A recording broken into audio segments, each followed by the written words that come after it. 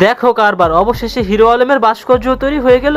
এখন প্রশ্ন হলো, এই আকামটি করছে কেডা? হিরো আলমের এত বড় ফ্যান কেডা? এই ভাস্কর্যটি নির্মাতা হলো ঢাবির একজন ছাত্র উত্তম কুমার। সে মিডিয়াকে জানিয়েছে স্টাডি ওয়ার্ক হিসেবে হিরো আলমের ভাস্কর্যটি তৈরি করা হয়েছে। আর বলতে না বলতে কিন্তু হিরো আলম পৌঁছে গেছে উত্তম কুমারের কাছে এবং বলছে, আমি ধন্য হয়েছি ও গো ধন্য, বাবা শুধু তোমারই জন্য। এবং ভাস্কর্য তৈরিকারী উত্তম কুমার আরো বলেছেন, হিরো আলমের কাজকর্ম আমার অনেক ভালো লাগে এবং তার চেহারার মধ্যে একটা বীরত্ব ভাব আছে। আর তাকে লাইক করে আমার পাশের বাড়ি থাকার এক আন্টি এবং আঙ্কেল, তাই আমি এই ভাস্কর্যটি বানিয়েছি। এর পরপরই আমাদের হিরো আলম কি করে জানেন? প্রথমে তার ফেসবুক পেজে যায় এবং ভাস্কর্যের পিকটা আপলোড দিয়ে বলে, আমার অনেক পছন্দ হয়েছে, তরিকারীকে অসংখ্য অসংখ্য ধন্যবাদ ফরম হিরো আলম। পোলাপান তার গান শুনে অজ্ঞান হয়ে যায়, আশ্চর্য হয়ে যায়, কাইচিত হয়ে যায়। তাই কিন্তু পোলাপান বিরক্ত হয়ে তার কমেন্টের নিচে টোকাও দেয়। আবার কিন্তু হিরো আলমের নতুন গান আইছে, এটা শুনলে কিন্তু পোলাপান কাইপা যায় পুরাপুরি। এ হালা নাকি ওর ফ্যান, আবার ভাস্কর্য বানায় ফেলাইছে। আই রে, যাই হোক, হিরো আলম ভাই কিন্তু পোলাটাকে একটা বিরিয়ানি খাওয়াইতে পারতো, কিন্তু তাও খাওয়াই নাই, উল্টা ফেসবুকে পোস্ট করে নিজে ইনকাম করে নিয়েছে।